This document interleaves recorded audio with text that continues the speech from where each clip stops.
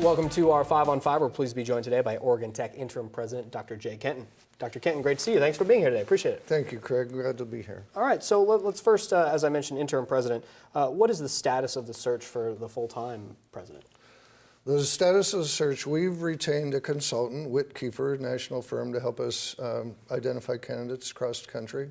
They've been working since probably May, June, to identify candidates. As my understanding is, we have about 30 candidates that have applied. They're working on another 8 or 10 more. They think they'll have about 40. The hope is to begin to screen those candidates in early October, have airport interviews with, I'd say, around 10 of those, bring them in, interview them, and then fly them back out. It's all confidential at that point, who they are.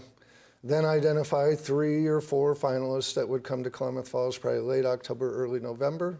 And the board is scheduled to, assuming that all goes smoothly and is successful, the board is scheduled to make a selection. I believe it's November 15th or 16th. So getting along in the process. So what are some of the strengths that Oregon Tech brings to those candidates and to prospective students?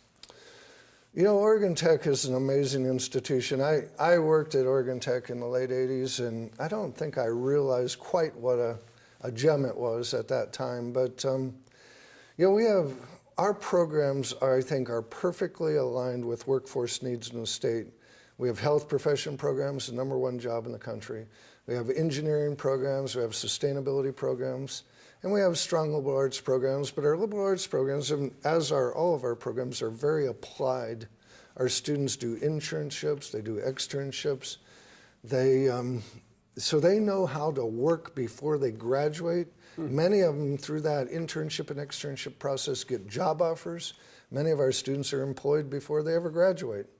And when they do graduate, 90% of them have a job with an average starting salary of $55,000 a year. So the value proposition at Oregon Tech is really strong. I mean, yeah, it costs money. Our students graduate with probably an average of $25,000 in debt, but they get jobs at the end of the day, and so the investment, has a return to it. Okay, so what kind of numbers are you seeing for fall enrollment? You may not have specifics, but maybe you can give us an idea. No, our fall enrollment is looking good. We budgeted for a 3% enrollment growth. The last report, we get daily reports on this, we were up about 6.5% on headcount, and right around 3% on credit hours. We keep track of both those factors. Excellent. Very good this time in this climate with student debt rising and all of that. It is good. With both student debt rising and with the Oregon Promise, with now free community college tuition, we thought we might see more students migrating to community colleges and coming to 4-year later, but that hadn't been the case at Oregon Tech. Excellent. We're going to take a quick break.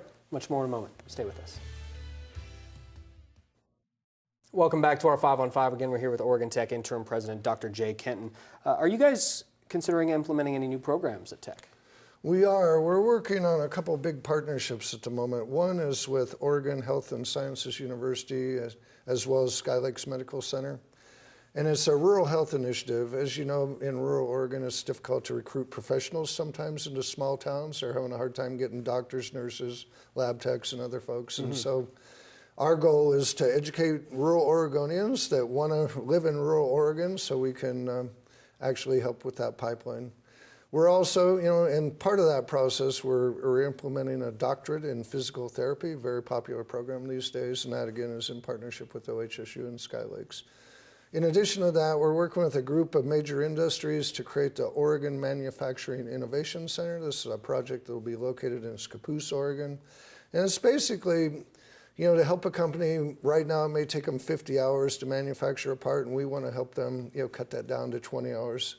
It's largely into the metals industries and big manufacturing, and it's an R&D center, and it's in combination with Oregon State, Portland State, but also PCC will do a training element because many of those industries are having a hard time with baby boomers retiring and not having people that are trained to replace them as machinists and other things in their assembly work. Okay. Wow, so very a lot of exciting projects on hand. So tell me about the Tech's role in the Klamath Promise. It's a really cool program. Yeah, Klamath Promise is a program we're working with the K through 12 people in the community college in the Klamath Basin to reach out to elementary and secondary school age kids as well as high school kids and and make sure they understand what career pathways they have. If they want to be in the military, if they want to go do a vocational program or earn a certificate or earn a baccalaureate degree. And working together to kind of make sure that we're not putting impediments in front of them, that our programs are articulated, and that we are coordinated in a sense where it's making it very efficient for them to figure out what they want to do when they grow up. Yeah, it's very important. Anything we can do to help them in that process, certainly. Absolutely. Great to see you. Thanks so much for being here. Appreciate it. Thank you. Great. All right. Stay with us. We'll be right back.